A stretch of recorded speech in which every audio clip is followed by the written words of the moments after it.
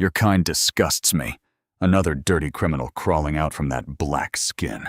Officer Trevor Langford's words cut through the parking lot as he drove Andre Whitfield's face hard into the pavement. The 16-year-old's cheekbone cracked. Langford's knee crushed down on his spine. I paid for this, Andre gasped. Langford twisted his arm. Sure you did. Lying's in your blood. Andre's receipt scattered in the wind. His MIT acceptance letter crumpled beneath Langford's boot. Blood pooled on the asphalt. 20 people watched with phones raised. Nobody moved. Andre's phone buzzed, Dad calling. Then everything stopped. Tires screamed. A vehicle skidded to a halt. Doors flew open. Multiple footsteps. Fast. Urgent. Langford looked up. His smirk died. Whatever he saw made his hand release Andre's neck, made him stand, made his face go white. Have you ever wondered what could make a cop look that terrified? Drop a comment. What's the wildest injustice you've seen? Stick around. This twist changes everything. Earlier that afternoon, Andre Whitfield was just a kid shopping for his sister's birthday. Riverside Mall buzzed with energy. Andre walked through the clothing store, holding up a soft pink hoodie. He texted his mom a photo. Sienna's going to love this, right? His phone lit up with the reply from someone labeled Dad. On my way, son. Be safe out there. Andre smiled and slipped the phone into his pocket. He grabbed the hoodie, added a matching scarf, and headed to the register. The cashier, a young woman named Claire Ellison, rang him up with a bright smile. That'll be $53. Andre handed over his debit card. The machine beeped. Transaction approved. Claire printed the receipt and tucked it carefully into the bag. Your sister's lucky, she said. These just came in. She's turning 13. Andre took the bag and turned to leave. That's when the alarm went off. Not in Claire's store, but 3 shops down at the electronics retailer. A shrill beep sliced through the mall. Shoppers turned their heads. Security guard Owen Pritchard spoke urgently into his radio. We have a 10:15 at Tech Plaza. Male suspect fleeing toward the south exit.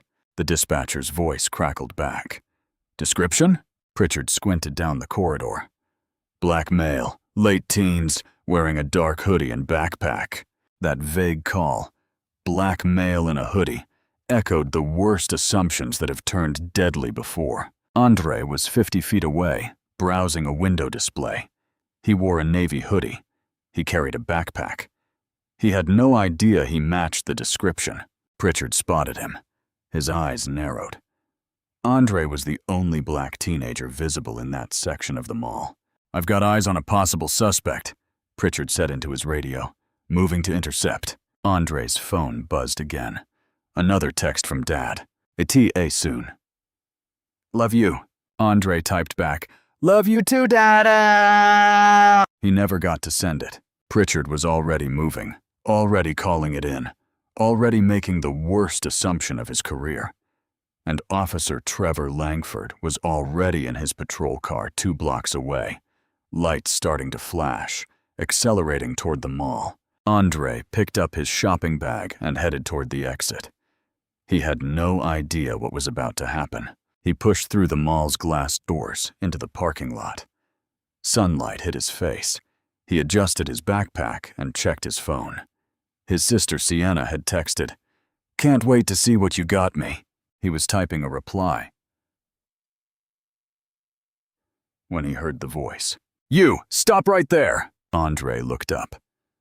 Officer Trevor Langford was striding toward him, hand on his gun holster.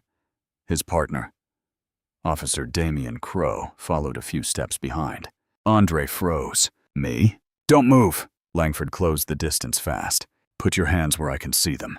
Andre's stomach dropped. He raised both hands slowly, phone in one, shopping bag in the other. Officer, I think there's been a mistake. I said don't move. Langford grabbed Andre's shoulder and spun him around. Empty your pockets, now. I just bought... Now! Andre's hands shook as he complied.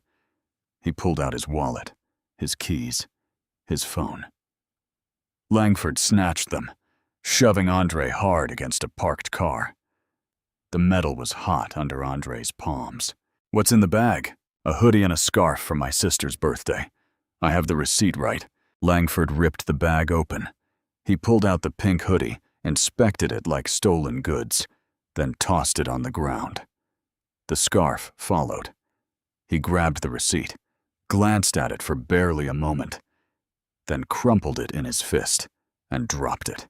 Anyone can fake a receipt. Andre stared in disbelief. "What?" "No, that's real. The store clerk can confirm." "Sure she can." Langford's voice dripped with sarcasm. He turned to Crow. "Check his ID." Crow picked up Andre's wallet, pulled out his driver's license and student ID. He studied them carefully. "Andre Whitfield, age 16, Riverside High School." Crow looked up. "Langford, he's got an honor roll sticker on this." Langford didn't even glance at it. So, honor roll kids steal too. A crowd was forming now, shoppers coming out of the mall, drawn by the commotion. Phones started rising. At least 20 people watching, recording everything. Andre could feel every eye on him. His face burned with shame. "I didn't steal anything. Please, just check him.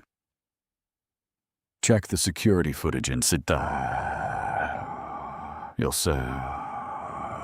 "Turn around," Langford ordered. "Sir, if you just—" I said turn around. Langford grabbed Andre's arm and yanked him, slamming his chest against the car hood. The impact knocked the breath from his lungs. "Hands behind your back." Andre obeyed. His heart hammered against his ribs. This wasn't real. This couldn't be happening. Not to him. Not for buying a birthday present. His mother's words rang in his head. "Always come home safe, baby." Langford kicked Andre's feet apart. "Spread your legs. Officer, I have done nothing wrong." "Shut your mouth." Langford began patting him down. Rough. Aggressive. Hands running down his sides, his legs, checking his waistband, his ankles. All of it visible to the growing crowd. All of it humiliating. Someone in the crowd muttered, "Jesus, is that necessary?" Langford ignored them. He pulled Andre's backpack off and unzipped it. Books spilled out onto the pavement. A calculus textbook, spine broken from use. A copy of The Souls of Black Folk for English class. A binder full of notes. A folder labeled MIT Application Materials. Langford picked up the folder, opened it. Inside was Andre's acceptance letter, the one his mom had cried over, the one that represented years of straight A's, volunteer work, leadership positions. "MIT, huh?" Langford held it up, voice loud enough for everyone to hear. "What'd you do? Steal the acceptance letter too?" A few people in the crowd laughed. Not many, but enough that Andre heard it. Enough to make his stomach twist. Andre's eyes stung. "That's mine." "Earned that?" "Sure you did." Langford tossed the folder aside like trash. Pages scattered in the breeze. Andre watched his future blow across the parking lot. That's when Claire Ellison came running out of the mall. "Officers! Officers! Wait!" She was breathless, waving her tablet. "I'm the clerk from Style Avenue. I sold him that hoodie just a little while ago." Langford barely looked at her. "Ma'am, step back." "But I have the transaction record right here." Claire thrust the tablet forward, showing the time-stamped receipt. Andre could see it from where he stood. Clear proof. "See? Andre Whitfield, debit card ending in 3948. That's him.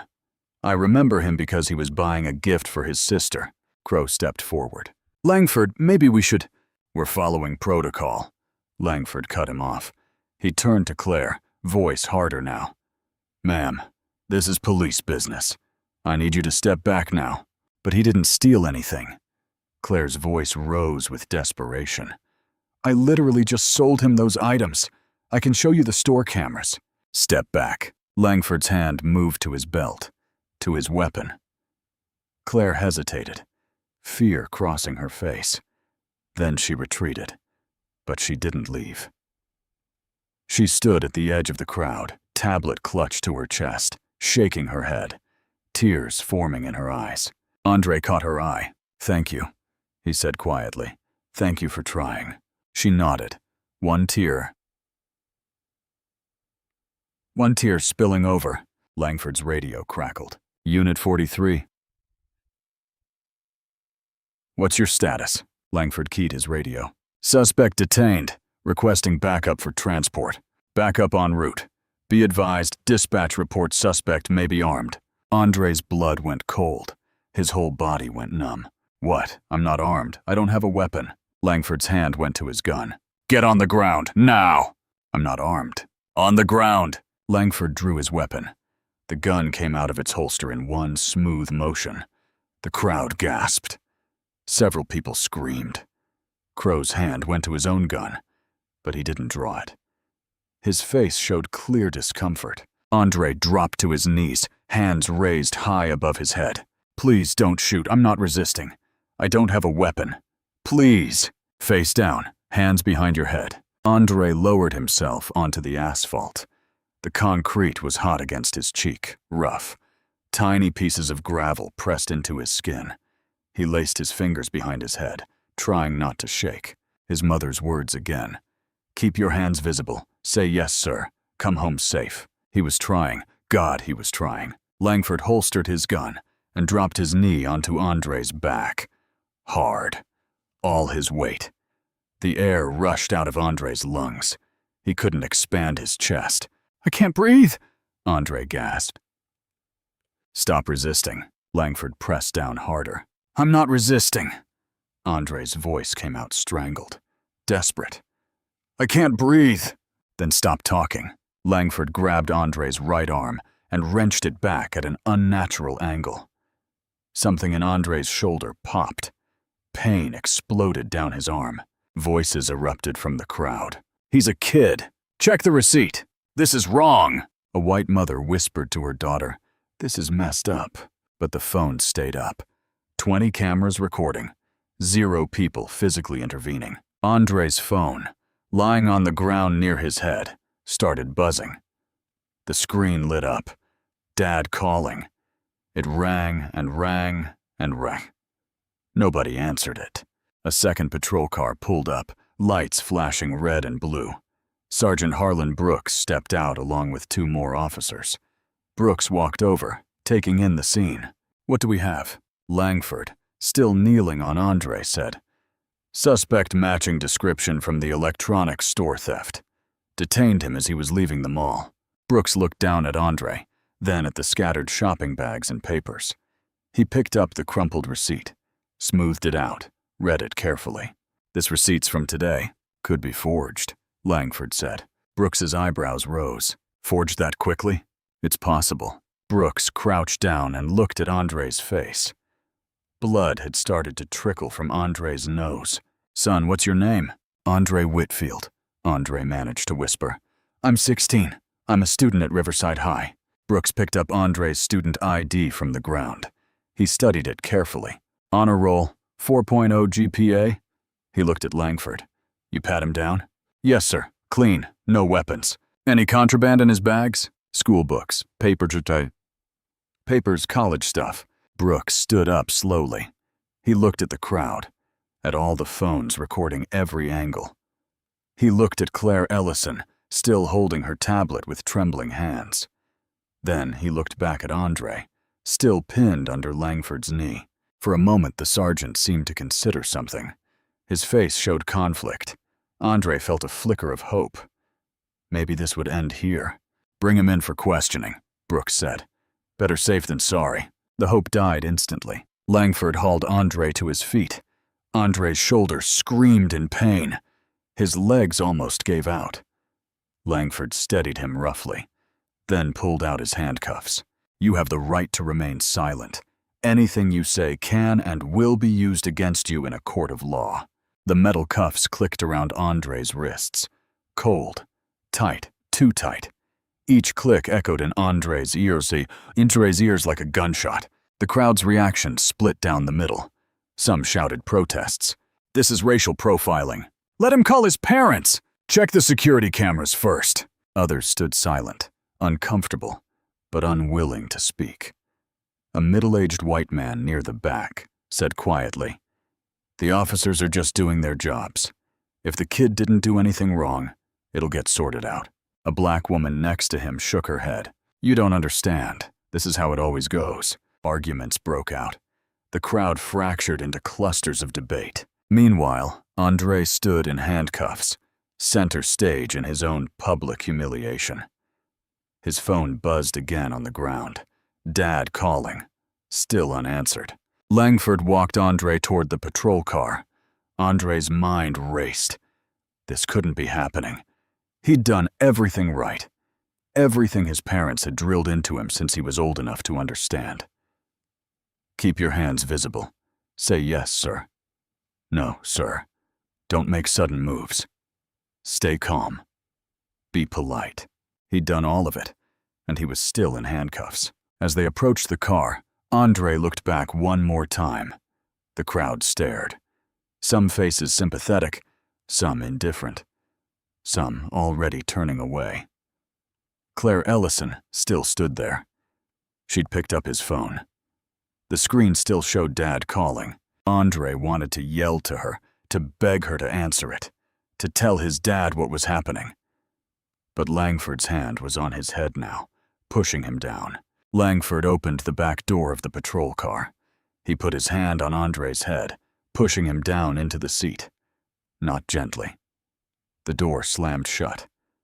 The sound was final, absolute, like a cell door closing. Through the window, Andre could see everything he was leaving behind. The mall entrance, where this nightmare started. The scattered papers from his MIT folder, some already blowing away. The pink hoodie crumpled on the ground, dirt-stained now. His sister's birthday present destroyed. Langford climbed into the driver's seat. Crow got in on the passenger side. The car smelled like sweat and old coffee. Crow looked back at Andre through the metal partition. Kid, Crow said quietly, and Andre could hear genuine discomfort in his voice. This will get sorted out at the station. Just stay calm. Cooperate. It'll be okay. Andre didn't respond. What was there to say? He'd been calm. He'd been polite. He'd cooperated completely. And he was still being arrested. Crow turned back around, looking troubled. His jaw was tight, but he didn't say anything else. He didn't challenge Langford. Langford started the engine. The car rumbled to life. As the car pulled away from the curb, Andre watched through the rear window. Claire Ellison was still standing there, phone pressed to her ear now. She must have answered his dad's call. She was talking, gesturing. Good. At least someone would tell him. The crowd was dispersing. Some still filming, probably already posting to social media. Some shaking their heads. Some already walking back into the mall. Just another day at Riverside Mall. Andre closed his eyes. His shoulder throbbed with every heartbeat. His wrists ached from the too tight cuffs. His face still stung from the rough asphalt. But the physical pain wasn't the worst part. The worst part was the humiliation. The helplessness. The knowledge that he'd done everything his mother taught him, and it hadn't mattered. Always come home safe, baby. He'd tried, Mom. He'd really tried. The patrol car turned onto the main road. The mall disappeared behind them. Andre sat alone in the back seat, hands cuffed behind his back, shoulder aching, throat tight with unshed tears. Somewhere his dad was calling again and again, unable to reach his son, not knowing that soon he would see the security footage, would watch every second of his son's humiliation, would mobilize 10 FBI agents. But Andre didn't know that yet. All Andre knew was fear, and the terrible certainty that his life had just changed forever. The Riverside police station smelled like burnt coffee and old paperwork. Langford walked Andre through the front entrance, hand gripping his arm. The handcuffs bit into Andre's wrists. Officer Simone Delgado looked up from the front desk. Name? Andre Whitfield, but I need to call my parents. Langford cut him off. Suspected retail theft, Riverside Mall. Run his record. Delgado typed quickly. She frowned. No priors. Clean, Langford shrugged. First time for everything. I didn't steal anything. Andre's voice rose. I showed you the receipt. Receipts can be forged. Witnesses can lie. So can cops, Andre shot back. Langford's face darkened. He stepped closer. Sergeant Brooks appeared. That's enough, Langford. My office. Orders. Crow. Process him. Crow unlocked the handcuffs. Andre's wrists were red and marked. He led Andre down a narrow hallway to a small holding room, 10 by 10 feet. Gray walls, metal table bolted to the floor. 2 chairs, a camera in the corner with a red light blinking. Sit tight, Crow said. This will get sorted out. When can I call my parents? Soon, I promise. The door closed. Andre was alone. He sat down slowly. His shoulder throbbed where Langford had twisted it. His cheek stung from the asphalt. But the physical pain wasn't the worst part. The worst part was the humiliation, the helplessness. He looked at the camera. Is anyone watching this? I'm innocent. I didn't do anything wrong. Silence. Just the red light blinking.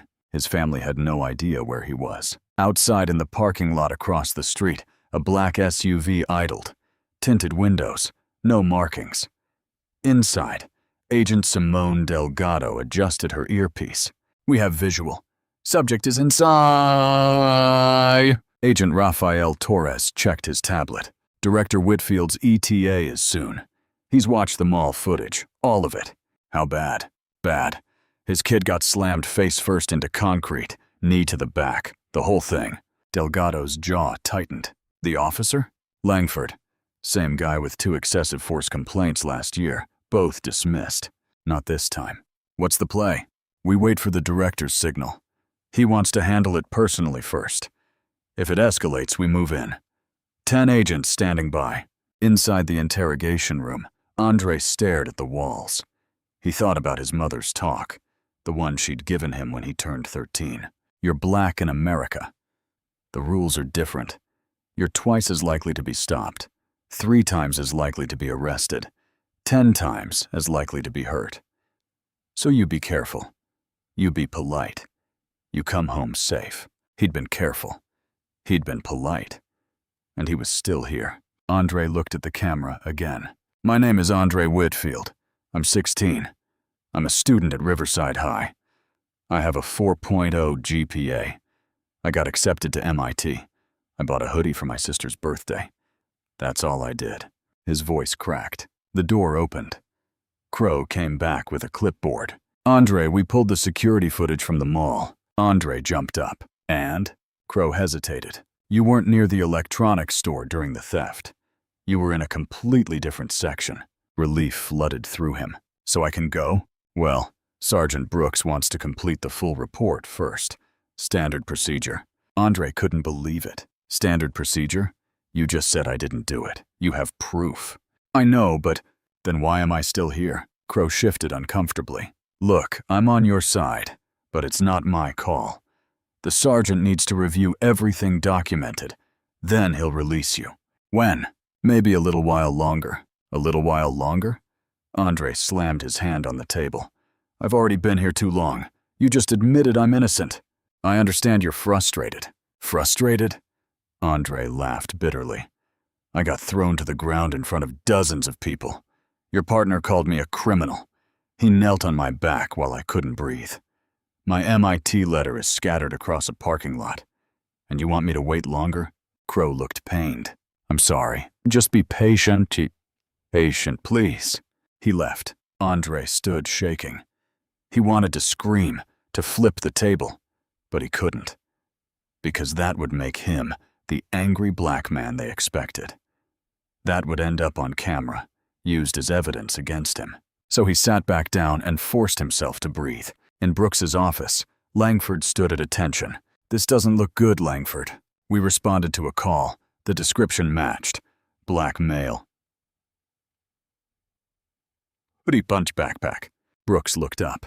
That matches half the teenagers in this county. Langford bristled. I made a judgment call. Your judgment call is all over social media. Brooks turned his monitor around. The screen showed multiple posts. Twitter, Instagram, TikTok. all showing Langford's knee on Andre's back, the crowd yelling, the scattered papers. The hashtags were trending hard. Langford's jaw tightened. So what? We did our job. Did we? Brooks closed his laptop. The kid had a receipt. The clerk vouched for him. Security footage confirms his story. And you still brought him in. Better safe than sorry. Or better scared than accountable? Brooks leaned forward. You drew your weapon on an unarmed teenager. Dispatch said he might be armed. Based on what? A security guard who pointed at the first black kid he saw. Langford's face reddened. I don't care what you appreciate. Brooks stood. You know what this looks like. The optics are fine. Brooks stared at him. Fine. I'm finishing this report, releasing the kid with an apology and hoping this doesn't become a lawsuit. Langford scoffed. The kid'll be fine, Sarge. Dude's got MIT. This'll just be his wild college story. Brooks's voice went cold. Get out of my office. Sir, get out. Langford left. Brooks sat alone, staring at his screen, at the video of Andre's face pressed against asphalt, at the boy's terrified eyes. Outside, Delgado whispered into her earpiece. Director's en route. He's seen the body cam. It's damning. Torres nodded. How long? Any minute now. He's furious. Brooks's phone rang. Sergeant Brooks. He listened. His face changed. What? When? He glanced at the door. How many? A pause. Understood.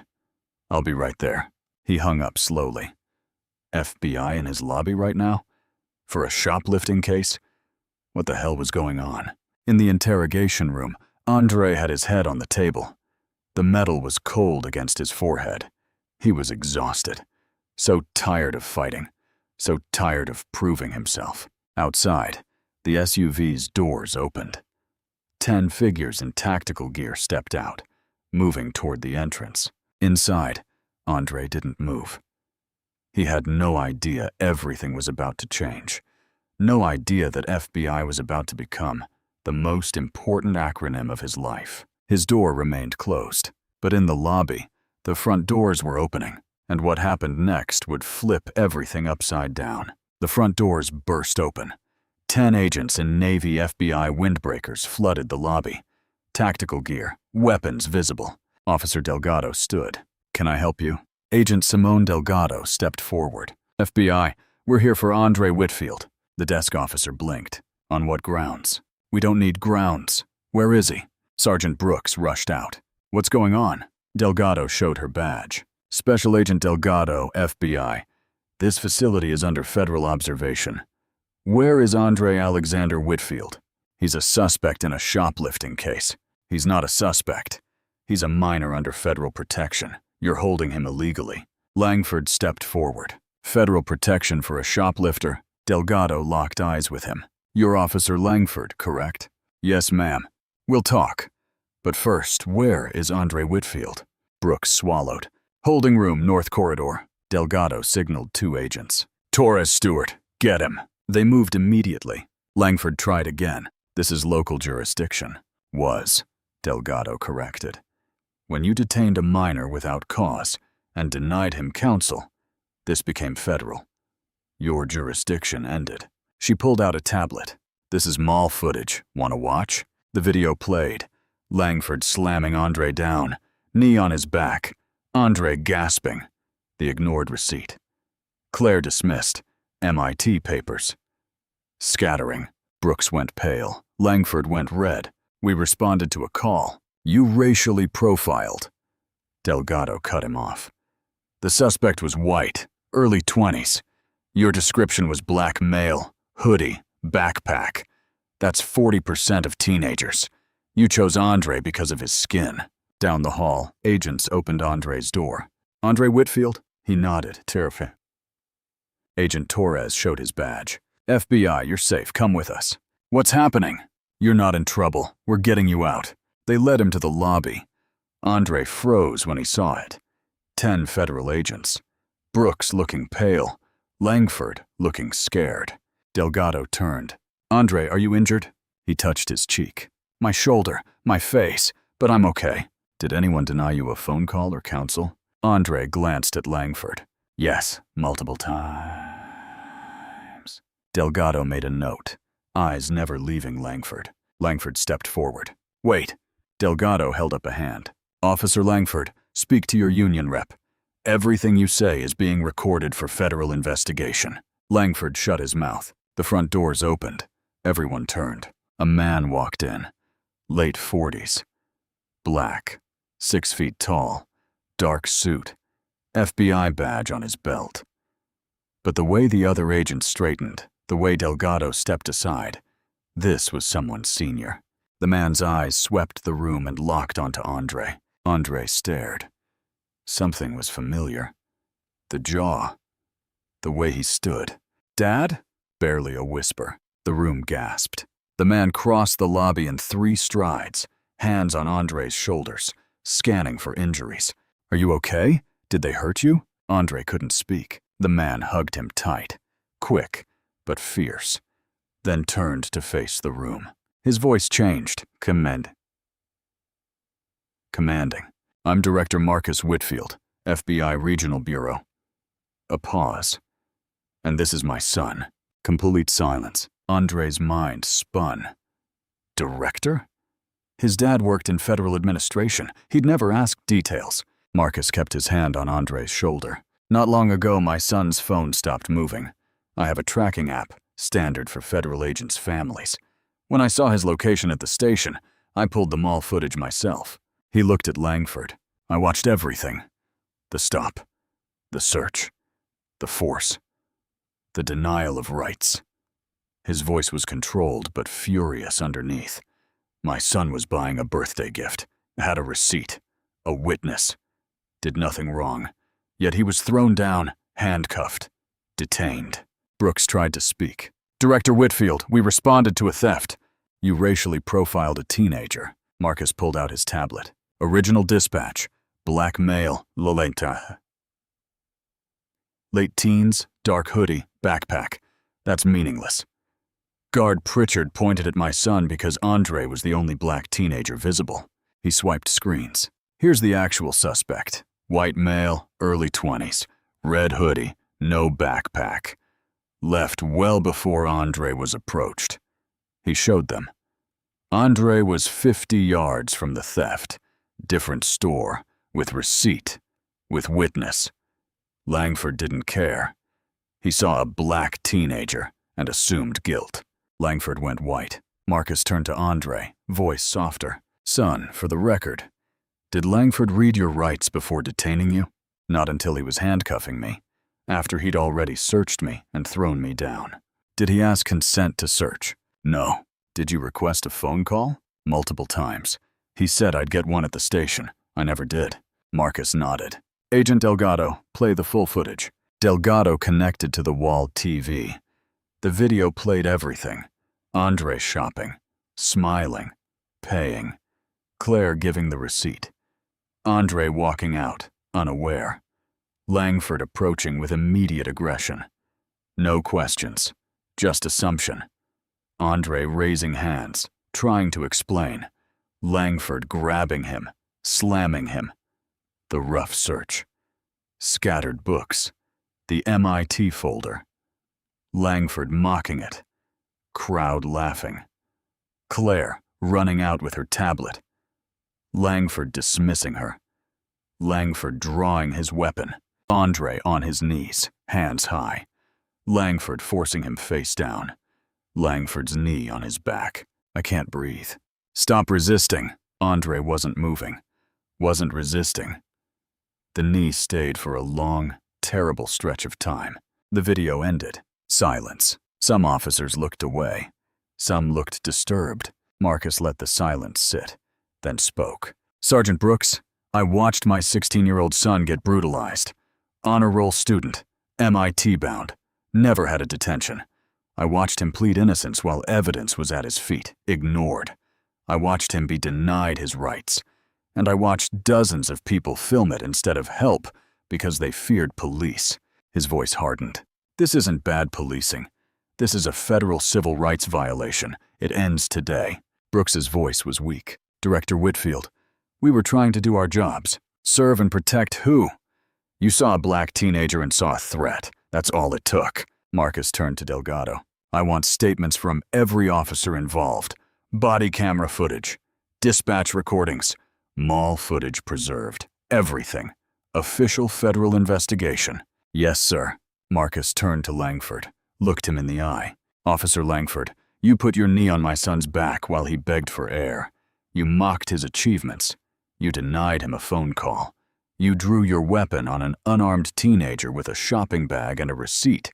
You violated his 4th, 5th, and 14th Amendment rights. A pause. Anything to say? Langford's mouth opened. I was following training. Your training taught you to racially profile minors? No. To ignore physical evidence? The description. Marcus's voice rose. Black male in a hoodie is not a description. It's a stereotype. You used it to justify assaulting my son. He addressed the room. This incident is under federal investigation. Officer Langford, you're suspended. Badge and weapon. Now. Langford looked at Brooks. Brooks looked at the floor. Now. Marcus repeated. Langford's hand shook. He removed his badge, set it on the desk, then his weapon. Magazine out. Chamber cleared. On the desk. The sound echoed. Marcus turned to Andre. Expression softened. Father returned. Let's get you out of here. Andre nodded. Unable to speak, they walked to the exit, Marcus's hand on Andre's shoulder. Protective. At the door, Marcus paused, looked back. This doesn't end here. There will be accountability. Real accountability. Not just for Langford, but for every system that allowed this. Count on it. He and Andre walked out. The doors closed. Inside, nobody moved. Nobody spoke. Langford stared at his badge on the desk, his career ending before his eyes. Outside the station, Andre stood next to his father's car, shaking. Marcus kept his hand on Andre's shoulder. You're safe now. We're going to handle this. Dad, I didn't... I know. You did nothing wrong. Andre felt tears coming. He couldn't hold them back. Marcus pulled him into a hug. Let it out. Andre cried into his father's shoulder. All the fear, the humiliation, the anger poured out. After a moment, Marcus pulled back. Here's what happens next. We make sure this means something. Not just for you, but for every kid who doesn't have an FBI director for a father. What do you mean? You'll see. Come on. They walked back toward the station. Andre hesitated. I don't want to go back. You don't have to go in, but watch. Inside, FBI agents were everywhere, taking statements, reviewing footage, documenting everything. Marcus spoke to Delgado. Status? All evidence secured. Body cameras, dispatch recordings, witness statements. Good. Bring them in. A short time later, the doors opened. Claire Ellison walked in, eyes red. Mrs. Guillermo's Eleanor Vargas followed, head high. Behind them, security guard Owen Pritchard looked terrified. Marcus addressed the room. Thank you for coming. What happened today was wrong. What happens next is up to all of us. He gestured to the TV. Watch this. The screen showed the complete sequence, but this time it started earlier. The actual theft at Tech Mart. A white male, early 20s, red hoodie, shoving electronics into a bag, face clear on camera. Then Pritchard on his radio, eyes scanning the crowd, passing over white teenagers, Asian teenagers, Hispanic teenagers, landing on Andre, the only black teenager visible. The video continued, multiple angles, from above, from the side, from witnesses' phones. Devastating. When it ended, Marcus turned to Pritchard. Mr. Pritchard, you're not a police officer, so I can't suspend you. But I can do something else. He pulled out his phone, made a call on speaker. Mr. Delgado, Director Marcus Whitfield, FBI. I'm calling about your security contract at Riverside Mall. Director Whitfield, I saw the news. I'm so sorry. Mr. Pritchard is here, the guard who identified my son based solely on skin color. He told police he had no formal training. Just instinct. Silence. I need mandatory training for every guard you employ. Implicit bias. Constitutional rights. De-escalation. Quarterly, not one time. The FBI will help set it up. Yes, sir. Absolutely. And Mr. Pritchard, he's your first trainee. He completes a restorative justice program. Then he can teach other guards what not to do. Marcus looked at Pritchard. Sound fair? Pritchard nodded frantically. Yes, sir. I'm so sorry. Don't apologize to me. Apologize to my son. Pritchard turned to Andre, tears streaming. I'm sorry. I didn't think. I just assumed. You assumed I was a criminal, Andre said quietly. Because of my skin. Yes. And I was wrong. Do you understand what your assumption caused? Pritchard nodded. I do now. Then do better. Learn better. Be better. Marcus turned to Claire. Ms. Ellison, you tried to help. You had evidence. They dismissed you. Would you speak at a community meeting soon? Tell your story. Claire straightened. Yes, absolutely. Marcus turned to Mrs. Vargas. You spoke up. You told the truth. Mrs. Vargas's voice was strong. I've lived here 40 years. I've seen this happen over and over. I'm tired of staying quiet. Then don't. Your voices matter. He turned to the officers. Langford stood there looking at the floor. Crow nearby, uncomfortable. Sergeant Brooks, here's what happens. The FBI launches a full investigation, non-negotiable. But things can also happen now, today. Brooks nodded. What do you need? First, Langford is suspended pending investigation. Done. Second, mandatory training for every officer. Implicit bias. Constitutional rights. De-escalation. We can do that. Third, community oversight board. Real oversight. Real disciplinary power. And I want Officer Crow on it. Crow looked up, shocked. Me? You knew something was wrong today. I saw it on your face. But you didn't stop it. Now's your chance to do better. Crow swallowed. Yes, sir, I want that. Fourth, body cameras for every officer. Footage automatically uploaded. Public accessible. We can do that. And fifth, Marcus looked at Langford. You complete a restorative justice program. If you do the work, you get a chance to make something good from this. Work with youth programs. Teach officers what not to do. Langford looked up. Eyes. Why would you give me that chance? Because my son deserves a world where police do better. That starts with you choosing to be better. Langford's voice cracked. I'm sorry. Marcus's voice was cold. Don't tell me. Langford turned to Andre. I was wrong. I let my assumptions control me. I saw your skin instead of seeing you. I'm sorry. Andre didn't respond immediately. He looked at his father, then back at Langford. I'm 16 years old, Andre said. Honor student. Going to MIT. I volunteer at a food bank. I coach Little League. Never been in trouble. Never had detention. His voice got stronger. But none of that mattered to you. You saw black and you saw criminal. That's it. That's all I was. Langford's face crumpled. So yeah, Andre continued. You should be sorry. You should do the program. You should learn. Because what you did to me, you've probably done to others. And they didn't have an FBI director for a father. Silence. Andre looked at all the officers. My dad can make changes here, but you all have to choose to be different. Every day, every stop, every interaction, or nothing changes. Marcus squeezed Andre's shoulder, pride in his eyes. My son is right, Marcus said. This ends today. The excuses end. The assumptions end. The violations end. Because if they don't, I'll be back. And next time it won't be a conversation. He looked at Delgado. File the formal complaint. Full investigation. Weekly updates. Yes, sir. Marcus turned to Andre. Ready to go home? Andre nodded. As they walked out, Marcus called back. Officer Langford, you've got a choice.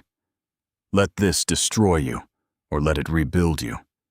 Choose wisely. They left. In the station, silence hung heavy. Then Crow spoke. I'll do it. The oversight board, the training, all of it. I want to help fix this. Brooks nodded slowly. Then let's start. Langford stood alone, staring at his badge on the desk.